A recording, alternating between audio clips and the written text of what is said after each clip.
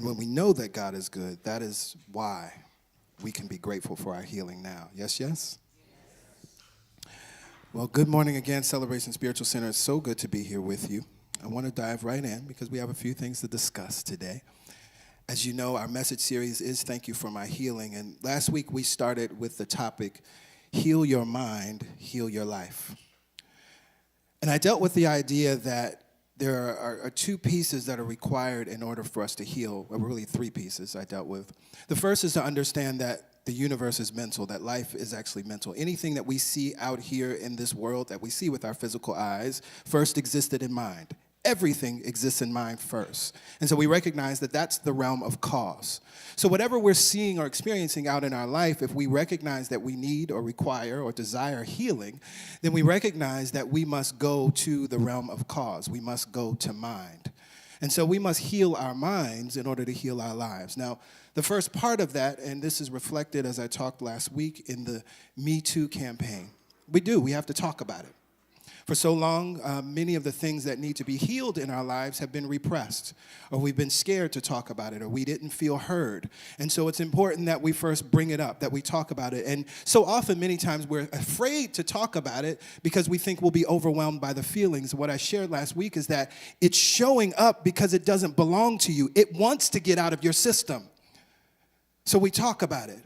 But if we just talk about it, and many of us do, we talk about it for years and years and years, and that's become a way for us to then manage that story. And then we're kind of functionally dysfunctional, as I said last week. So we recognize that we bring it up and we talk about it so that then we can actually heal it. And we talked about using the tool of forgiveness, specifically radical forgiveness, as it has come to us through Colin Tipping. And so we want to move forward this week, and I want to share a story with y'all. Is that okay? There's a book that many of you know I love called Think and Grow Rich. It's full of so many different stories, so many micro stories. And in the introduction, of Think and Grow Rich, Napoleon Hill tells the story that's titled 3 Feet from Gold. And he talks about a man who goes to Colorado. He gets the gold fever, right? And he wants to mine some gold because everybody's making all this money, and he wants to be a part of this thing. And so he goes over to Colorado, and he starts mining for gold, and he finds gold. And he realizes that he's found a gold mine. And so he needs more money to get the equipment and the things that are needed in order for him to actually get all of this gold and make the money. So he comes back home to Maryland. He goes to his family and he says, I found this gold. We can all make a lot of money, but I need your investment. I need you to participate with me and invest some funds so that we can buy the equipment and mine the gold. And so the story goes on like this. The first car of oil was mined and shipped to a smelter. The returns proved that they had one of the richest mines in Colorado. A few more cars of that oil ore would clear the debts. Then would come the big killing and profits. Down went the drills. Up went the hopes of Darby and his uncle. Then something happened. The vein of gold ore disappeared. They had come to the end of the rainbow, and the pot of gold was no longer there. They drilled on desperately, trying to pick up the vein again, all to no avail. Finally, they decided to quit. They sold the machinery to a junk man for a few $100s and took the train back home. Some junk men are dumb, but not this one. He called in a mining engineer to look at the mine and do a little calculating. The engineer advised that the project had failed because the owners were not familiar with fault lines. His calculations showed that the vein would be found just 3 feet from where the Darbys had stopped drilling. This is exactly where it was found. The junk man took millions of dollars in ore from the mine because he knew enough to seek expert counsel before giving up. Napoleon Hill writes further, one of the most common causes of failure is the habit of quitting when one is overtaken by temporary defeat. Every person is guilty of this mistake at one time or another. Now, this brother, R.U. Darby, again, and his uncle, they failed. They were 3 feet from gold, but he heard the story about what he missed out on. And he actually ended up becoming one of the most profitable insurance salesmen in this country. He was known to have sold $1 million in insurance a month. And he said when asked why was he so successful, he said, I stopped 3 feet from gold, but I will never stop because men say no when I ask them to buy insurance. He took that lesson and he realized that never again would he stop. Never again would he give up. He decided that he was going to persevere. And so this morning, as we affirm, thank you for my healing, I want you to remember and understand that your healing is imminent. It may have taken years. It may have been years to get you to this point, to even get you to a place that is saying to you that, yes, you can heal. Yes, you can heal your mind. Yes, you can heal your life. Yes, you can heal your body. It may have been years since you've gotten to this place, and you may have heard other people say things or tried other things, tried other potions, tried other medications, tried other rituals, tried all kinds of things, crystals, whatever it may be. But what I want you to understand, and I'm inviting you today not to give up, but to persevere, because you're just 3 feet from gold. You're just 3 feet from your healing. Now, there's a story in the Bible that reflects the same idea. It's one of my favorite stories of healing. This woman was also 3 feet from gold, and she persevered. I'm sure we all know this story. It's called by many different names: the woman with the issue of blood, the woman with the flow of blood, the woman who was hemorrhaging. And we find this story in Matthew, Mark, and Luke. You know, what's interesting about that, just for my Bible scholars, when we find a story that appears multiple times in the Gospels, one, this can give us a clue that it may have actually really happened, right? What it also tells us is that we recognize that the 4 Gospels, Matthew, Mark, Luke, and John, all pulled from one source. And that source was actually not stories, but it was actually sayings of Jesus. And then the narrative was written around it. So what we can see from recognizing that this story appears in 3 of the Gospels, that this, for many reasons, was considered a very important story, and that most likely was found in this original source, which is known as Q. And so we have this woman. In the Gospel of Matthew, it doesn't give us much information about the woman. But in Mark and Luke, we get this story that's familiar that tells us a little bit about her. And it says, "And there was a woman who had a flow of blood for 12 years, and who had suffered much under many physicians, and had spent all she had, and she was no better, but rather grew worse. She had heard the reports about Jesus, and came up behind him in the crowd, and touched his garment. For she said, 'If I touch even his garment, I shall be made well.'" Now, what's interesting to me, although, again, in the Gospel of Mark, we get some beautiful information. We get this information that this infirmity, this hemorrhaging that she had been experiencing it for 12 years. Not only had she been experiencing this for 12 years, but it says, "And she had suffered much under many physicians, and had spent all that she had, and was no better, but rather grew worse." Now, I want you to think about whatever the situation is that you want to heal in your life. Whatever the circumstance it is that you're seeking to heal, shift, or change in your life. It may feel just like this woman, that for 12 years you've been dealing with this issue. It may feel like this woman that you've even sought out help. You've sought out the help of professionals. You've sought out the help of those or the assistance of those that are supposed to know what to do, but still she suffered under these physicians and spent all that she had. Now, I love this when we look at these clues in the text, because this tells us that she was a woman of means. The fact that she could spend all that she had to even seek medical attention tells us that she's a woman of means. But there's something else that's very interesting when we understand her desire to persevere, how powerful it was. Because if you understand the time that she was living in, and if we put on our historical critical lens and look at the text, we understand that she was a Jewish woman, and that meant that she was under Levitical law. Now, according to Levitical law, this tells us that she wasn't just sick. She wasn't just sick in the sense of something was happening. She was having this hemorrhage that could not be stopped. She was also considered by the religious leaders in her community, she was considered ceremonially unclean. Now, why is that? Because if we put on our lens and look at the patriarchy that's in the text, and particularly in the Levitical law, we recognize that a woman was considered unclean during her menstrual cycle. That meant that every month, A woman was considered judged by God. That meant that every month a woman felt shame. She had to be outside of the community. She couldn't be touched.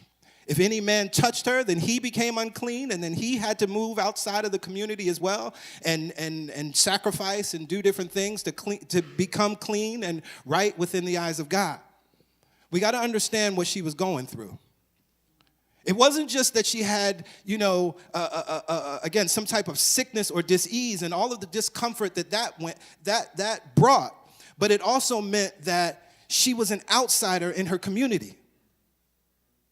At that time, and we see this also when we look at what we would probably understand to be epilepsy in this day and time, that anyone who had any type of infirmity or dis-ease that wasn't understood at that time, they were considered evil, they were considered full of sin, and they were pushed outside of the walls. And so this woman was dealing with this for 12 years. It was also thought at that time that, again, if you had any kind of infirmity that couldn't be cured, then this was a judgment from God. Job's story. You must have done something to piss God off. But how many of us still believe those things? If we're honest with ourselves today, God must be mad at me. God can't love me. If I experience this thing that I need to be healed from now, God ain't here. Or it's judging me. How many of us have felt unclean in our own lives, felt like an outsider? But this is something that needs to be healed. Now, what I love about this woman is, in spite of this, in spite of the Levitical law, in spite of how she had to have been treated by those outside of her, she did something very interesting. The fact that she touched the hem of Jesus' garment speaks to her faith, what I call a risk of faith. Because she understood, she was not scared thinking that I'm going to make Jesus unclean if I go reach out trying to get my healing. You see that? You have to understand that because of that act, she did not fully believe that she was in judgment under God. She had to believe something about her worth. She had to believe something about her inherent goodness to defy this law that said that she was unclean, and further that this law said you cannot touch another man, let alone a rabbi, a teacher. There was something that she had to believe about herself in order for her to take this risk of faith, in order to stand in this idea of saying, if I just touch even his garments, I shall be made well. The other part I love about this, in Mark, it says that she had heard reports about Jesus. Why do I love that? Well, because it reminds me, if you go back to the beginning of this year in January, we did a series on the roots of new thought. And that first message was, I tried it for myself. One of the things I love about new thought is that physical healing is something that really is at the very beginning and something that really gave birth to the founders of the movement. The founders of this movement were experiencing dis-ease that was incurable at the time in their day, things like tuberculosis. But using and recognizing that God lives within them and that through the power of their thought, they can heal their minds and heal their life, heal their body, so it was, right? We have stories and experiences of those that were considered even an invalid at the time and could not walk, but got a hold of this truth that God loves me unconditionally, that I'm not being judged, that this thing that's happening in my body right now is not a judgment from God, but is simply a result of a pattern of thinking that I can change at any time. And I change this pattern of thinking, and I can experience a new life. I can walk freely. I can live freely. And not only that, I have power, but I can thrive, and I can be prosperous on this planet. And they took hold of that idea. They tried it for themselves and experienced healing. And so, similarly, this is what we must do. As she heard the reports about Jesus, she had heard that there was a man that not was healing people, but was igniting their faith so that they could heal themselves. We have the story of the two blind men that came to Jesus and said they wanted to be healed. And he said, do you believe that you can be made whole? They said, yes. His response, your faith has made you whole. Not, I'm big magnanimous Jesus and I'm the one that's going to heal you. That's not what he said. He said, do you believe it? Do you believe that you can be made whole? They said yes. He said, your faith, your belief. And so we recognize that many times it's the hearing that ignites our belief. Many of you have been coming to CSC for quite a long time. You may have heard the love stories and the testimonies of many in our community, those that have been healed of physical ailments, those that have healed their relationships, those that have been healed from the roots of abuse, those that have been healed from the roots of negative thinking, those that have been healed from the roots of limiting thinking, those that have been healed from the roots of small thinking. And now you're ready to try it for yourself.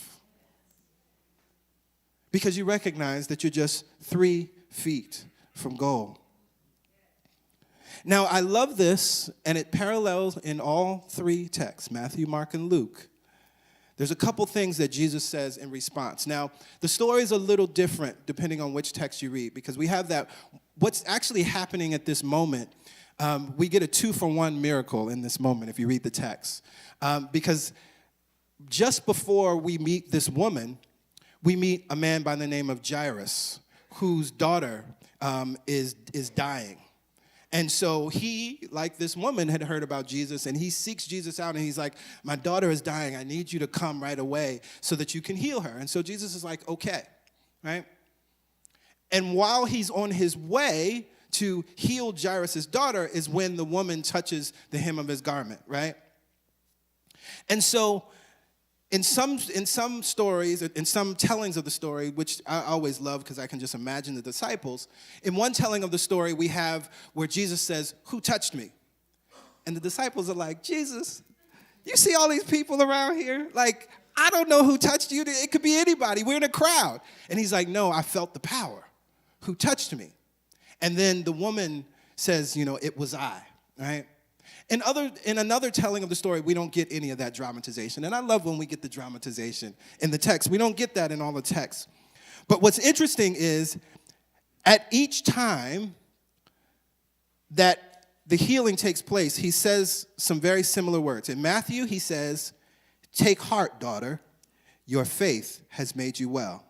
In Mark, he says to her, daughter, your faith has made you well. Go in peace and be healed of your disease. And in Luke, he says, daughter, your faith has made you well. Go in peace. So here again, we get the exact same thing with Jesus. It's always clear. I don't know why people put Jesus as the great miracle worker when that's not what he demonstrated. What did he say to her? Your faith has made you well. Not my power has made you well. Your faith has made you well. So recognize that the healing that you desire, your faith, your belief, your knowing, your understanding, not Pastor Greg's faith, not Pastor Yolanda's faith. Now we stand similarly in the way that Jesus stood to remind you of the truth of who and what you are, to remind you that all things are possible, to remind you that you can be, do, or have whatever you want, to remind you that you can continue to thrive in spite of what you may have experienced. We're here to stand as reminders of that. That's what we do. But it is not because we have any kind of power that miracles and answered prayers take place in your life. It's because of your own power. Your faith has made you well. Now, I want to break down a couple words that I love that he uses here. Now, he uses the word daughter. Daughter is interesting. Because again, we have this woman who, based on the Levitical law and based on what was going on in her time, was considered unclean. But the word daughter that he uses is a Greek word, thugater. And what that word means is daughter of God or acceptable to God. This is important.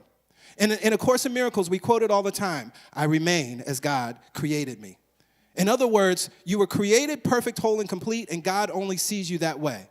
You were created perfect, whole, and complete. That's why Pastor Yolanda and I only see you that way. She was created perfect, whole, and complete, which is why Jesus only responded to her using this powerful word, calling her daughter of God or acceptable of God. In other words, she was never unclean. She was never unworthy. There was never anything wrong with her. That law was not the truth of life. And he was acknowledging that in that moment by calling her daughter. And I love, again, that we have that word in every version of the text. But then there's another word. Your faith has made you well. This is the New Revised Version. If you look in the King James Version, you'll see the word whole. And that word, the Greek word, is sozo.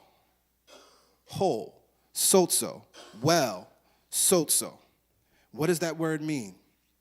To save, keep safe and sound, to rescue from danger. It goes on, to save a suffering one from perishing, one suffering from disease, to make well, to heal, to restore to health. And that restore to health, that's my favorite one.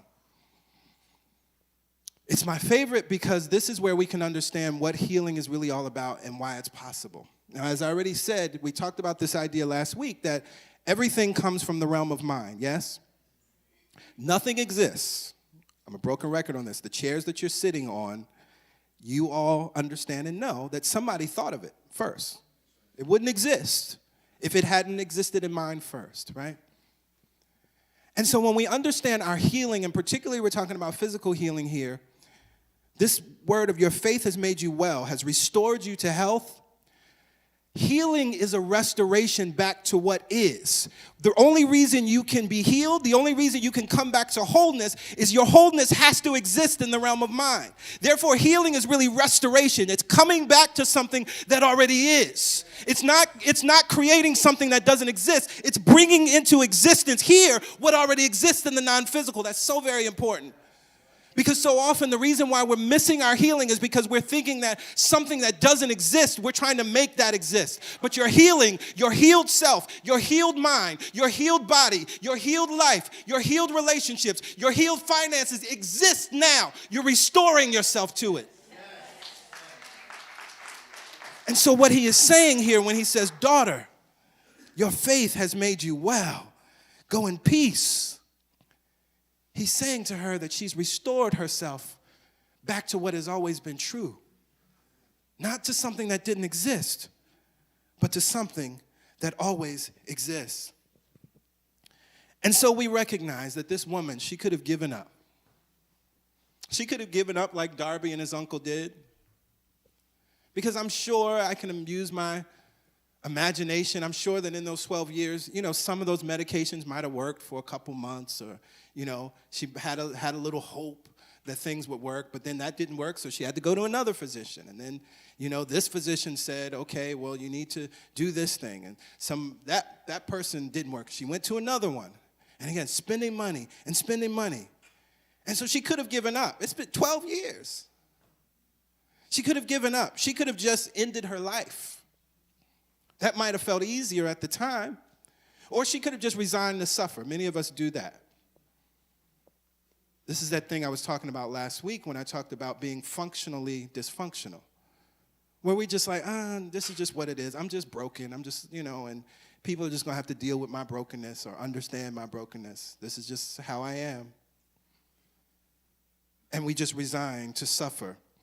She could have just continued to believe this story, the story that she was bad, that she was wrong, that she was unclean, and then live life as an outsider, just live life on the fringes, whatever that meant. That would have probably meant, getting scraps, not being able to work anywhere, and just living out literally outside of the walls of the community. If you look at what took place in Jerusalem, that's what you were literally outside of the walls.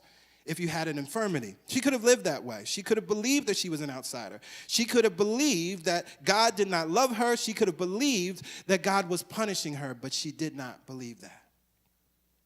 She chose to take a risk of faith. She chose to believe these reports that she had been hearing. Not something that she had seen herself. You got to hear that. The text is clear. She heard reports about Jesus. That could have all been some BS. He could have been a charlatan. And the text is actually clear about that. If you look in the book of Acts, and you have the Jewish elders at the time were trying to figure out what to do with the disciples after Jesus had been crucified. And they talked about the fact, well, he's not the first. Remember a couple years ago, there was this other guy that had people and was doing stuff, and then it all died out. Jesus wasn't the only one that was walking around doing things. So she could have just said, you know what, this is just another one of these people that are talking a good game, but there's no power in it. But she heard the reports, and she believed the reports. And the story of 3 feet from gold, the junk man. I think it's interesting to me even that it's a junk man in the story. When we hold the two stories together, this idea of this woman who was considered an outsider, this woman who was subject to the unfair and unequal patriarchal Levitical law, we have this junk man who was considered less than.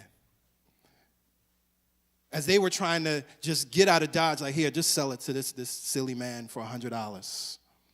And I love in the text where Napoleon Hill says, some junk men are dumb, but not this one. He called in a mining engineer.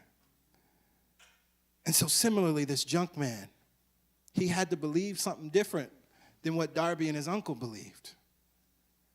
And he recognized that there is information that I have access to. As you recognize that there's information that you have access to, that you can study, that you can read, to build up your faith, your belief, and your understanding that, oh, wait, the universe is responding to me.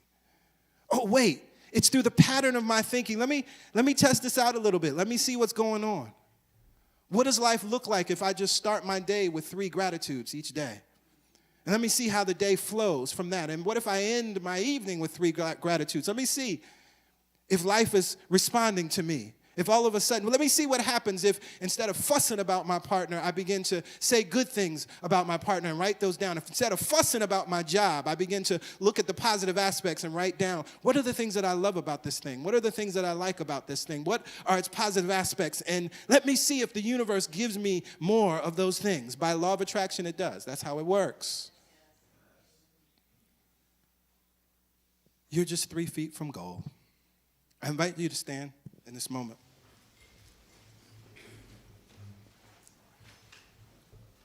I understand that many of you have been experiencing some unwanted things for many years, just like this woman. It may have been a year, 12 years. It may feel like your entire life, because it may be experiences and things that happened when you were very young. But I have good news for you.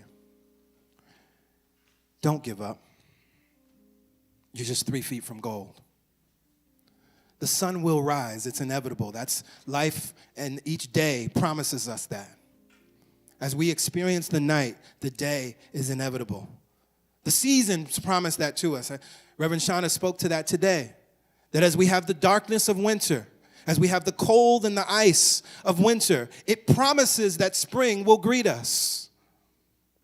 Nature is designed to remind us of these eternal truths. You're just 3 feet from gold, my brother. You're just 3 feet from gold, my sister. Do not give up now. You've come too far. Don't let go now. You've come too far. Don't stop believing now. Because it is your faith that will make you well. It is your belief that will make you well. It is your knowing that will make you well. It is your study that will make you well. It is your coming back to these ideas over and over and over again that will create the pattern of thought, that will create the momentum, that will shift your life completely. As we take a deep breath in right here and right now and release. Mother, Father, God, I know who and what you are.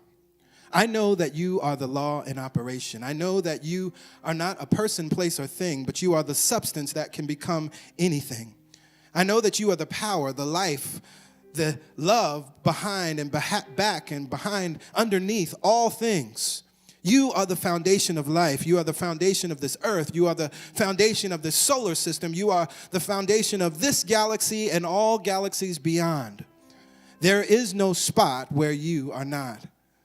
For you are everywhere and everything, constantly encountered. All power that is expressed in life, that is expressed in existence, is you in expression. All love that is expressed in life, that is in existence anywhere and everywhere, is you being expressed.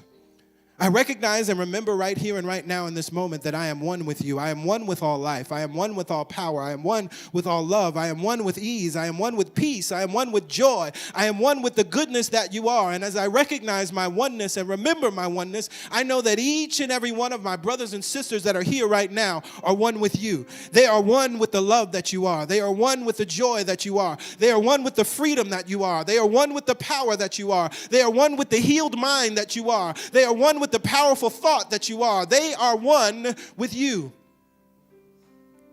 We recognize this just as our elder brother Jesus said that I and the Father are one. So we affirm this same truth right here and right now, that I and you, Mother, Father, God, are one, that we are one with you.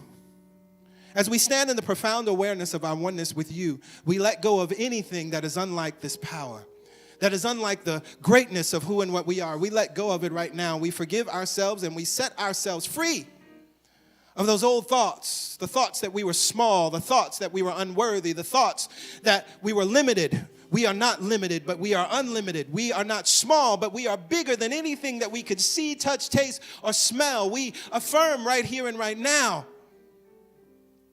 that the goodness that is you, God, is the goodness that lives within our being down to the very cellular level of who and what we are. I speak to the cells in your body right now, and I call them good. I call them forth to come back into alignment, into restoration with the perfect idea of who and what they are. I speak to every level of your being, your mind, your emotional life, your relationships, your financial life. I speak to it right now, and I call it forth. I call it to come back into alignment with the truth of who and what you are. You remain as God created you, perfect, whole, and complete. I am so grateful and thankful to be in this space with those that are here and within the sound of my voice that are choosing to think a new thought, that are choosing to think a constructive thought, that are choosing to think an affirmative thought, that are choosing to think loving thoughts about ourselves, loving thoughts about our lives, loving thoughts about our families, loving thoughts about our careers and our workplace, loving thoughts about our city, loving thoughts about our nation, loving thoughts about our government, loving thoughts about this planet. Because we recognize that the universe is responding to our thoughts. No longer do we give it thoughts of complaint. No longer do we give it thoughts of doubt. No longer do we give it thoughts of worry. But we create the pattern of thought and focus on it to create the momentum that ultimately creates the shift. And so it is with joy and thanksgiving that I release this prayer, knowing that we are 3 feet from gold and that our healing is inevitable. I now watch for it. I now wait for it. I now look for it. I now sit back with my arms folded, just like that beautiful junk man that watched his millions and millions and millions of dollars come forth out of the ground. So we shall watch our healing after healing after healing after healing come forth easily and effortlessly, and our lives will be changed forever. For this, I am so very grateful. I release this word, and together we say amen, ashe. And so it is. And so it is. Thank you, God.